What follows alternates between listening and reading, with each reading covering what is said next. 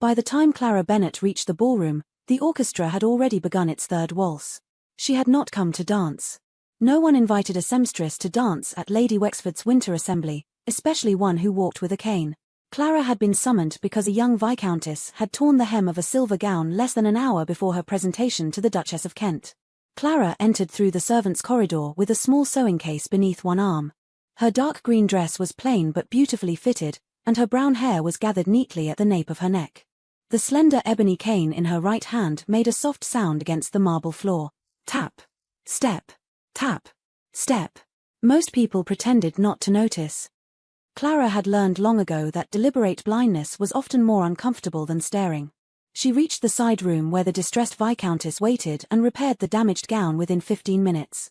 Her stitches were so small that even the lady's mother could not find them. "You are a miracle worker," the viscountess whispered. "Only with silk," Clara replied. The girl smiled, but her mother did not. Lady Wexford handed Clara a few coins and glanced toward the ballroom doors. "You may leave the same way you entered." Clara understood. She was useful enough to save a gown but not respectable enough to be seen beside it. She placed the coins into her purse and turned toward the servants' passage. Before she reached it, a footman hurried into the room. "Lady Wexford, the Duchess is asking for you." The older woman left in such haste that she forgot to close the ballroom door behind her. Clara heard laughter, music, and the sweeping sound of satin across polished floors. She also heard a sharp cry. The viscountess had stepped backward and caught her heel in the newly repaired hem. Clara moved quickly, but her weaker leg resisted the sudden turn. She reached for the edge of a nearby table before she lost her balance. Her cane slipped from her hand and struck the floor. The music did not stop. The laughter did. Dozens of faces turned toward her. Clara bent to retrieve the cane, though the movement sent pain through her hip. She heard a woman near the doorway whisper something behind her fan. Then another voice answered louder than necessary, "How unfortunate." One would think a dressmaker might at least learn how to walk gracefully. Lady Arabella Vane stood beneath the central chandelier in a gown the color of winter roses. She was beautiful in the effortless way society admired, with golden hair, a straight back, and the confidence of a woman who had never entered a room expecting cruelty. Several guests laughed. Clara straightened slowly and met Arabella's gaze. "A dressmaker is expected to understand fabric," Clara said. "Not to entertain a ballroom." A few smiles vanished.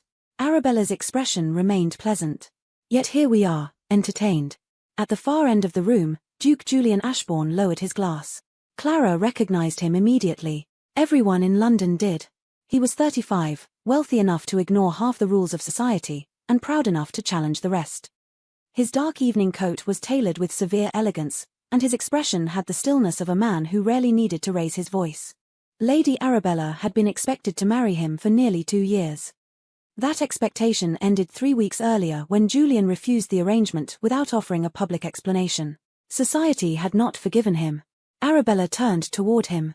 "Your Grace," she said, "perhaps you should advise us. You have always claimed rank can make any woman acceptable." The room quieted further. Julian set down his glass. "I claimed that society accepts whatever it is instructed to accept."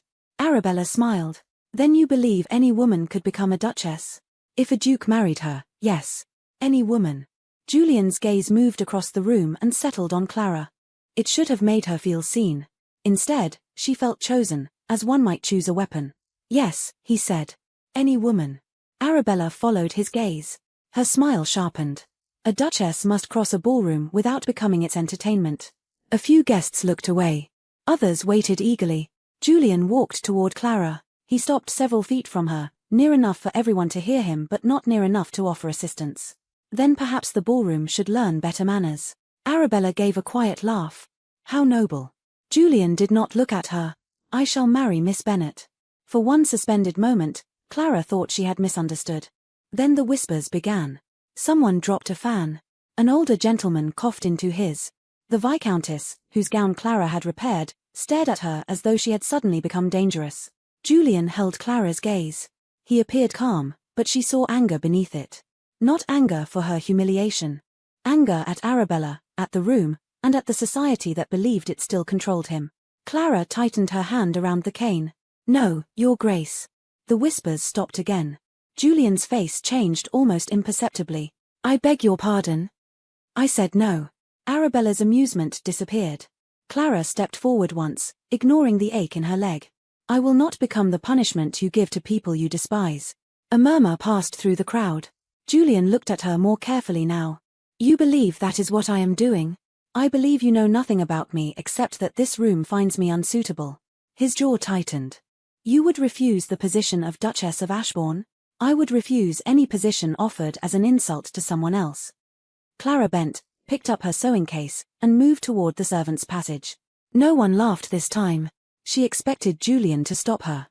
It was never a conversation, Your Grace. Then she left him standing beneath the chandelier while half of London watched. The next morning, Clara opened her small shop before sunrise. Bennett's Dressmaking stood on a quiet street near Covent Garden, between a bookseller and a bakery. The front room smelled of pressed linen, lavender water, and the first warm loaves from next door. Clara had just begun marking a length of blue muslin when the bell above the door rang. Duke Julian Ashbourne entered alone. He removed his gloves and placed a folded document on her cutting table. I owe you an apology, he said. Clara did not reach for the papers. That would be a promising beginning. I spoke without considering what the declaration would cost you. Better. His eyes narrowed slightly. No one usually evaluated a duke's apology while he was making it. Julian opened the document. You would appear beside me for one social season. Afterward, you may live as you choose. Clara stared at him. You came here to apologize for treating me like a bargain, then brought a contract. I came prepared to prove that I am serious. You are serious about defeating Lady Arabella. His silence answered for him. Clara turned back to the blue muslin. Then you still need a weapon, Your Grace.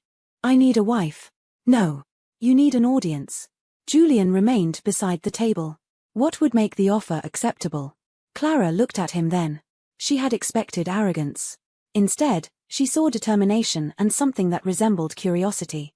3 conditions, she said. Name them. You will never offer me pity. I do not pity you. You will not arrange my life around what you imagine I cannot do.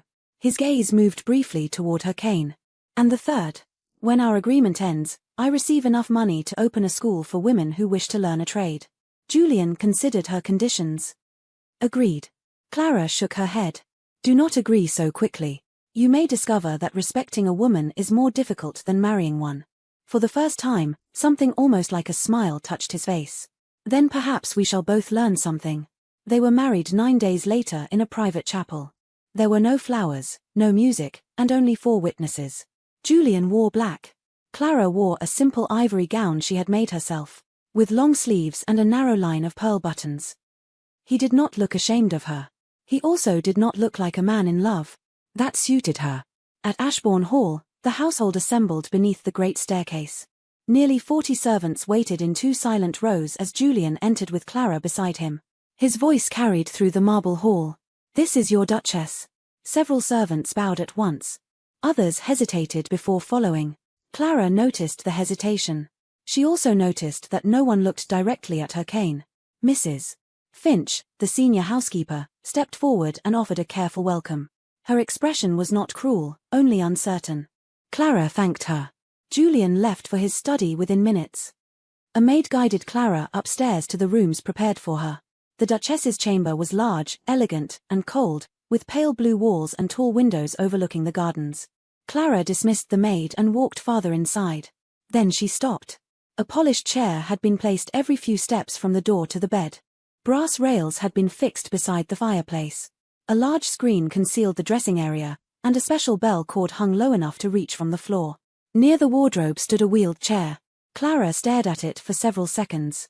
Julian had promised not to arrange her life around what he imagined she could not do. Yet before she had even arrived, he had transformed her room into one designed for helplessness. On the writing desk lay a note in his precise hand. He did not yet know that his new wife was about to remove every chair, rail, and bell from the room before dinner. The following morning, Julian entered the Duchess's chamber expecting to find servants arranging the special furnishings he had ordered. Instead, the room looked almost exactly as it had the day before. Every additional chair had disappeared. The brass rails beside the fireplace were gone. The wheeled chair had vanished. Only the bed, the writing desk, and a single armchair remained. Mrs. Finch stood near the doorway holding a folded list in uncertain hands. Your Grace, she began carefully, Her Grace instructed us to return everything to storage. Julian frowned. Everything? Yes, Your Grace. His gaze settled on Clara, who sat beside the window sewing a torn cuff for one of the younger maids. Morning light rested softly across the fabric in her lap. Her cane leaned against the chair within easy reach, though she was not using it. You dismissed the alterations, he asked. Without looking up, Clara tied off a thread before answering. I did. They were installed for your comfort. They were installed because you assumed I needed them. Julian walked farther into the room. I was trying to make your life easier. Clara finally raised her eyes. I know. There was no anger in her voice, only quiet certainty. And that is precisely the problem. He looked genuinely puzzled. You decided what I required before asking me. Julian opened his mouth, then closed it again. He had negotiated treaties, settled disputes between neighboring estates, and managed thousands of acres. Yet he could not think of a reply. Clara rose carefully, placing one hand briefly on the arm of the chair before taking her cane. I have climbed staircases for 15 years, she said calmly. I know where I need support. She rested her hand lightly on the polished wood of the cane. This is enough. Julian watched her cross the room. Her steps were uneven but practiced. Nothing about the movement suggested helplessness, only habit. For the first time since proposing marriage, he wondered whether he had spent more time imagining Clara's limitations than noticing her strength. Ashbourne Hall had always operated with flawless efficiency. Meals arrived exactly on time. Fireplaces were lit before anyone noticed the cold. Servants moved almost silently through endless corridors. Yet Clara noticed something Julian never did. No one smiled. Not because they were unhappy. Because they believed smiling while working was inappropriate. 3 days later, Clara found one of the youngest housemaids struggling with a basket of freshly washed linens. The girl immediately tried to take the heavier side away. Please, Your Grace, I couldn't possibly let you couldn't possibly let me carry towels. The maid turned crimson. I didn't mean, I know. Clara shifted the basket comfortably between them. My leg is slower than yours. She smiled. My arms are perfectly healthy. The girl laughed before catching herself. It was such an unexpected sound that 2 nearby footmen looked over in surprise.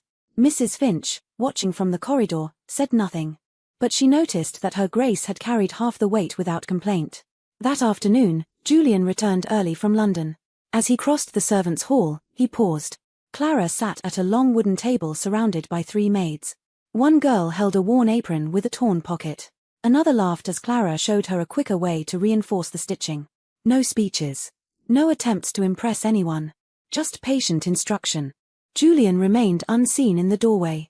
Mrs. Finch appeared beside him. They've begun bringing damaged uniforms to her Grace instead of replacing them. Julian nodded. Efficient. The housekeeper glanced at him. No, Your Grace. He looked at her. They simply enjoy being with her. For reasons Julian could not explain, that answer unsettled him far more than the first. The invitation from Lady Arabella arrived before the end of the week. It was written on heavy cream paper edged with gold. Lady Arabella was hosting a small afternoon gathering for several ladies of the ton and had specifically requested the presence of the new Duchess of Ashbourne. Julian read the invitation in silence. You are under no obligation to attend, he said, laying it on the breakfast table. Clara spread marmalade across a slice of toast. I know. I suspect her intentions. So do I. He looked at her for a moment. Then why are you smiling? Because declining would give her exactly the story she wants. Julian almost smiled himself. You intend to go. I intend to disappoint her. Lady Arabella welcomed her guests with flawless elegance. When Clara entered the drawing room, conversations softened almost immediately. Several ladies glanced discreetly toward the ebony cane resting lightly in her hand before quickly pretending they had noticed nothing at all. The invitation was difficult to misunderstand. A few women exchanged amused glances. Tea was served. The conversation wandered through charities, music, and the coming season before Arabella finally reached the subject she had been waiting for. I confess, she said lightly, I admire your courage. Clara looked up. In what respect? It cannot be easy becoming mistress of such an enormous estate. She paused just long enough. Especially when even walking through it must be exhausting. Clara stirred her tea once before answering. It is. Arabella blinked. My leg does become tired. Another pause. But fortunately, Ashbourne Hall employs hundreds of intelligent people. She smiled politely. I have yet to discover a duty requiring me to outrun any of them. A quiet laugh escaped someone near the fireplace. Then another. The tension shifted. Arabella's smile held, but only barely. Clara continued as calmly as before. I've discovered that a household isn't managed with one's feet. She met Arabella's eyes. It's managed with one's judgment. No one spoke again for. That evening, rain fell steadily across the gardens of Ashbourne Hall. Julian returned late from inspecting one of his neighbouring estates. As he entered the library, he noticed a light beneath the half-open door. He assumed Clara was reading. Instead, he stopped without entering. She was alone. Her cane leaned against the armchair. One hand rested quietly against her weakened leg. Not dramatically. Not seeking sympathy. Simply waiting for the dull ache to pass. After a long moment, she closed her eyes. A slow breath escaped her. It still hurts, she whispered to herself. The words were barely audible. Julian had never heard her admit pain before. Mrs. Finch appeared quietly from the opposite corridor, carrying a folded blanket. Your Grace. Clara opened her eyes and smiled with practiced ease. It will pass. You've done far too much today. I only attended tea. You climbed those stairs twice. Clara gave a tiny laugh. I've climbed worse. Mrs. Finch hesitated. You don't always have to pretend. The room became very still. Clara looked toward the rain beyond the windows. It isn't the pain that exhausts me anymore. What is it? For several heartbeats, she said nothing. Then she answered softly. Having everyone decide what I cannot do before asking what I already can. Outside the doorway, Julian remained motionless. His eyes drifted downward.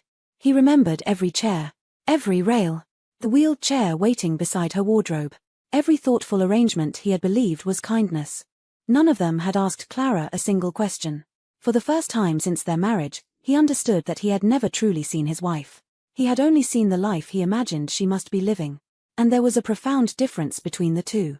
The conversation outside the library remained unspoken between them. Julian never mentioned what he had overheard that rainy evening, and Clara never guessed he had been standing beyond the half-open door. Yet something subtle changed during the days that followed, so gradually that no one else in Ashbourne Hall appeared to notice. Whenever they crossed the gardens together, Julian no longer instinctively reached for her arm whenever the gravel path became uneven. Instead, he adjusted his own pace to match hers, leaving enough space for Clara to decide whether she wanted assistance. Most of the time, she did not. Occasionally, she accepted his offered hand when stepping into a carriage, but only after choosing it herself. To anyone watching from a distance, nothing had changed. To Clara, the difference was unmistakable. Respect, she realized, was often measured by what another person stopped assuming. One crisp autumn morning, Julian met with his steward to review the estate accounts. The discussion had nearly ended when Mr. Pembroke hesitated over the final ledger before clearing his throat. There is one matter your Grace may find interesting. Julian looked up from the papers. What is it? The household has developed anew. They've begun asking her Grace's opinion before making decisions. A faint smile touched Julian's lips. I appointed her mistress of the house. That should hardly surprise me. Pembroke returned the smile but gently shook his head. I don't mean formal decisions, your Grace. He opened another ledger, though neither of them looked at it. The kitchen staff wished to reorganize their stores after the harvest deliveries. The stable boys disagreed about caring for an injured mare. Yesterday, the laundry girls debated whether several worn uniforms should be repaired or replaced. Julian frowned slightly, and they asked her Grace first. For permission. For advice. Servants obey authority because they must. He paused before adding quietly. They seek wisdom because they choose to. Julian found himself thinking about those words long after the meeting had ended. Later that afternoon, he crossed the servants' corridor on his way to the west courtyard. Laughter drifted through an open doorway, warm and unexpected against the quiet dignity of the house. One young girl held a house apron with a torn pocket while another struggled to thread a needle with clumsy fingers. Clara accepted neither garment immediately. Instead, she guided the younger maid's hands with patient instructions. If you mend it yourself today, she said gently, you'll never need to ask someone else tomorrow. The girl tried again. This time the thread slipped cleanly through the eye of the needle. Her delighted smile filled the room, drawing soft laughter from the others. Clara laughed with them, not as their duchess, but simply as another woman who understood the satisfaction of learning a useful skill. Julian remained outside the doorway, unnoticed. He had expected his wife to earn obedience. He had never imagined she would inspire confidence. Mrs. Finch appeared beside him, carrying a basket of freshly folded linens. She followed his gaze into the room before speaking. They've become rather fond of her grace. Julian watched Clara compliment one maid's careful stitching before offering another a small suggestion for improvement. They're fond of her because she makes people feel more capable than they believe themselves to be. For several moments, he said nothing. Then, with one last glance toward the sewing room, he quietly continued down the corridor, carrying Mrs. Finch's words with him long after the laughter had faded. That evening, Julian wandered into the east wing of the manor without quite knowing why. It had once belonged almost entirely to his mother. Since her death, the rooms had remained largely untouched, preserved more by habit than intention. The fireplaces were still polished each morning, the curtains opened with the sunrise, yet very little life passed through those corridors anymore. As he approached the old sitting room, a warm glow spilled beneath the half-open door. He paused. Inside, Clara sat quietly beside the fire with a length of dark navy wool spread carefully across her lap. A sewing lamp illuminated her hands as they worked with slow, deliberate precision. Beside her rested an old military riding coat whose fabric had faded with the passing. Julian recognized it immediately. His mother had worn that coat whenever she visited tenant families during harsh winters. He remembered watching her disappear into snow-covered villages wrapped in its heavy wool, returning hours later with muddy boots and tired eyes, yet somehow smiling as though the day had been well spent. No servant had dared repair it after her death. The coat had become something too precious to touch. Julian stepped softly into the room.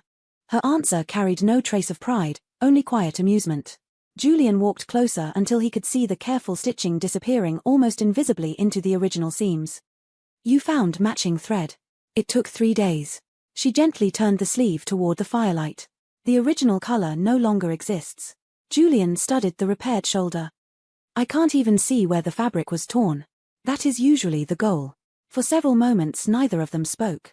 The silence felt strangely comfortable, filled only by the gentle crackle of burning logs and the rhythmic pull of Clara's needle through wool. Finally, Julian asked almost absently, "How many hours have you spent sewing in your life?" Clara considered the question before smiling. "I stopped counting years ago. I imagine it must be thousands." "Probably." She looked down at the coat again. "But when someone wears what you've repaired for another 20 years, the hours no longer matter." Julian watched her hands moving with effortless confidence. There was something deeply reassuring about the certainty with which she worked. Every movement reflected patience rather than haste, experience rather than talent alone. For the first time, he understood why so many people trusted her. She repaired fabric the way she treated people, with quiet care, never drawing attention to the damage itself. When the final stitch was complete, Clara folded the coat neatly before offering it to him. "I believe your mother would have preferred someone use it rather than preserve it." Julian accepted the garment carefully, his fingers lingering against the sleeve. "So do I." 2 mornings later, Julian rode alone into London. He carried no attendants, no formal announcement, and no destination beyond the address Clara had once mentioned in passing. Bennett's dressmaking occupied a modest corner between a bakery and a bookseller. The sign above the window had faded with time, but several women still paused outside to admire the gowns displayed within. The elderly baker recognized Clara's name before Julian had even finished asking. "Miss Bennett," the man repeated with an affectionate smile. "One of the finest souls this neighborhood has ever known." Julian spent nearly an hour speaking with people who had known his wife long before she became a duchess. A widow described how Clara had quietly taught her daughter to sew without accepting payment after her husband died. An aging tailor admitted that Clara often sent customers to smaller workshops whenever her own order book became too full, insisting that another family deserved the income as much as she did. One former apprentice proudly showed Julian the wedding gown she had completed for her very first paying client, explaining that everything she knew had begun with Clara's patient instruction. What struck Julian most was not what they said. It was what they never mentioned. Not one person spoke about her cane. Not one person described her as unfortunate. To them, Clara Bennett had never been defined by the way she walked. She was remembered for the opportunities she created, the confidence she inspired, and the dignity she offered others without ever asking for recognition in return. As Julian rode back toward Ashbourne Hall, a quiet realization settled over him. He had married an extraordinary woman. His greatest mistake had not been misunderstanding her disability. It had been failing to discover the remarkable person who had always existed beyond it. 3 days later, Clara entered Julian's study carrying the sketches she had been preparing for her sewing school. She hoped to calculate how much additional funding would still be needed once their agreement came to an end. The room was empty. It came from one of London's most respected charitable foundations. The trustees were pleased to confirm that every expense associated with the proposed sewing school had already been covered by an anonymous benefactor. The building had been purchased, the equipment ordered, and sufficient funds placed in trust to ensure the school could continue operating for many years without financial concern. Clara read the letter once. Then again, more slowly. Her fingers tightened around the paper. The third condition of their marriage agreement had already been fulfilled. She was now free to leave Ashbourne Hall whenever she wished. For a long moment, she simply stood there in silence. Only days earlier, that freedom had been all she wanted. Now, for the first time since becoming the Duchess of Ashbourne, Clara was no longer sure that leaving would be the easiest choice. Clara carried the letter with her for the rest of the afternoon. She folded it carefully and slipped it inside the leather notebook where she kept every sketch for the sewing school. More than once she reached for it again, only to close the notebook without reading another line. The words had not changed. The school had been funded. Every promise Julian had made before their wedding had now been fulfilled. By every reasonable measure, there was nothing left to keep her at Ashbourne Hall. Yet, as evening settled over the estate, she found herself delaying the conversation she had imagined so many times before. Months earlier, she would have left before sunrise without looking back. Now she was strangely reluctant to walk toward the very freedom she had once desired. Julian noticed the change before dinner. Clara spoke little throughout the meal, though she remained as gracious as ever with the servants moving quietly around the dining room. Twice he caught her staring absently toward the tall windows overlooking the gardens. Twice she looked away before their eyes met. When the last course had been cleared, Julian set down his napkin. "Would you walk with me?" She hesitated only briefly before nodding. The evening air carried the first cool breeze of autumn as they followed the gravel path toward the old rose garden. The estate lay unusually quiet, the only sounds coming from distant birds settling into the trees. For several minutes, neither of them spoke. It was Julian who finally broke the silence. "You received a letter today." Clara looked at him with mild surprise. "You knew?" "The charitable trust wrote to me first." She lowered her eyes. "I thought they might have." Julian slipped both hands into the pockets of his coat. "I asked them to remain anonymous." Clara stopped walking. "So it was you." I realized your third condition should never depend on the success of our marriage." She studied him for a long moment. "You've given me everything I asked for. I promised that I would." "No." A faint bittersweet smile touched her lips. "You gave me more than I asked." The words settled quietly between them. Julian looked toward the gardens before speaking again. "Our agreement has reached its conclusion." Clara's fingers tightened around the handle of her cane. "Yes. You are completely free." He forced the words out with more effort than he expected. "The house in London has already been prepared. The school belongs entirely to you. Every legal document has been signed." He paused. "You owe me nothing." Clara remained perfectly still. Only the breeze moved the loose strands of hair beside her face. For months she had imagined hearing those words. Instead of relief, she felt an ache she had not anticipated. Julian turned toward her. "When we married, I believed I was making a statement to society." His voice remained calm, though quieter than usual. "I now understand that I was asking a remarkable woman to carry the burden of my pride." Clara said nothing. "I cannot change the reason I married you." He smiled sadly. "But I can refuse to imprison you with it." Slowly, he removed the wedding band from his finger. He held it in his palm for a moment before closing his hand around it once more. "You may leave whenever you wish, Clara." For the first time since they had met, he called her by her name, not her grace. "Not my wife. Simply Clara." She looked at him, and for a brief moment, neither of them seemed capable of speaking. The silence between them was no longer uncomfortable. It was heartbreaking. The following morning, word spread through London with astonishing speed. "I knew it," she murmured. A marriage built to embarrass society could never survive. Within hours, she had arranged another gathering. This time, she intended to make certain all of London witnessed Clara's departure. The Grand Hall at Wexford House was more crowded than it had been in months. Lady Arabella had spared no expense in arranging the afternoon reception. Crystal chandeliers bathed the ballroom in warm light, a string quartet played softly near the gallery. And nearly every influential family in London had accepted the invitation. Officially, the gathering celebrated the opening of a charitable sewing school. Unofficially, everyone had come to witness the end of the Ashbourne marriage. Whispers followed Clara the moment she entered the ballroom. Some believed she had already left the Duke. Others insisted Julian intended to announce an annulment before the evening was over. No one knew the truth. Julian arrived only moments after Clara. He crossed the room with his usual composure, greeting guests politely before taking his place several steps away from his wife. Neither of them spoke. The distance between them seemed to confirm every rumor already spreading through the room. "What a fortunate day for London," she began. "We gather not only to celebrate a worthy charitable endeavor, but also to honor the generosity of those whose sacrifices made it possible." Her gaze drifted deliberately toward Clara. "Sometimes people enter our lives only long enough to serve a purpose." The room fell quiet. "And once that purpose has been fulfilled," she allowed the sentence to linger, "the kindest thing we can do is let them go." Several guests exchanged uncomfortable glances. Everyone understood whom she meant. Clara remained perfectly still. She neither defended herself nor lowered her eyes. Arabella smiled pleasantly. "I understand the Duchess will soon begin a new chapter of her life." She lifted her glass once more. "I wish her every happiness."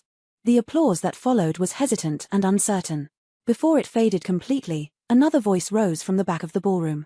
"So do we." Every head turned as an elderly widow stepped through the doorway wearing a beautifully tailored navy dress. Behind her came another woman, then another. Soon nearly 20 women entered the hall together, followed by several young apprentices carrying sewing baskets beneath their arms. Their dresses were simple rather than fashionable, but every stitch had been finished with extraordinary care. Clara recognized every face, the widow whose daughter she had trained without charge, the former apprentice who now owned her own workshop, the laundress whose wedding gown Clara had repaired the night before her ceremony. One by one, they crossed the ballroom until they stood beside her. The elderly widow faced the assembled guests. "My lady," she said, looking directly at Arabella, "you spoke of people serving a purpose." She smiled gently. "Her Grace gave many of us our purpose." Another woman stepped forward. "I fed my children because Miss Bennet refused to let me surrender." A younger seamstress followed. "I own my business because she taught me everything she knew." More voices joined. Not loudly. Simply honestly. No rehearsed speeches. No dramatic gestures. Only grateful people telling the truth. The ballroom grew remarkably still. For perhaps the first time in years, rank no longer determined whose voice carried the greatest weight. He realized then that everything he admired about her had existed long before she became Duchess of Ashbourne. The title had added nothing to her worth. It had merely revealed it to the world. He stepped forward, and the room instinctively fell silent. Julian stopped before Clara, reached into his coat, and slowly removed the wedding ring he had taken off the evening before. He looked down at it for a brief moment before lifting his eyes to hers. "When I asked you to marry me," he said quietly, "I believed I was proving something to society." No one moved. "I thought courage meant defying people who judged too quickly." A faint smile crossed his face. "I was wrong." He took another step closer. "The bravest person in this room has never been me." His voice remained steady, but emotion softened every word. It was the woman who walked into rooms knowing she would be underestimated, yet chose kindness over bitterness every single time. Clara lowered her eyes for only a moment before meeting his gaze again. Julian extended the ring toward her. "The first time I chose you, I was trying to prove something to the world." He drew a slow breath. "This time." The ballroom disappeared around them. "There is nothing left I wish to prove. Only one question remained, Clara Bennet." He smiled, not as a duke addressing his duchess, but simply as a man speaking to the woman he loved. "Would you allow me to spend the rest of my life proving something to you instead?" Silence filled the hall. Clara looked at the ring. Then at the women standing behind her. Finally, she looked back at Julian. Months earlier, she had believed love meant finding someone willing to overlook her imperfect leg. It was about being fully seen. Seen in moments of strength. Seen in moments of weakness. Seen without pity. Seen without fear. She smiled through tears. "You finally asked the right question." Julian laughed softly. "And your answer?" Instead of speaking, Clara placed her hand in his. He slipped the ring gently back onto her finger. Applause spread slowly through the ballroom, growing warmer with each passing moment until every guest had risen to their feet. Even Lady Arabella remained silent. For the first time in many years, she understood that elegance could command attention. But character earned devotion. Months later, the Ashbourne School of Sewing opened its doors to women from every corner of London. Its entrance bore no statue of a duke, no portrait of a duchess, only a simple inscription carved above the doorway. "The finest things are not those made without flaws, but those made with patience, courage, and love." Whenever visitors asked who had founded the school, Clara would smile toward the gentleman waiting quietly beside the entrance. Julian never answered for her anymore.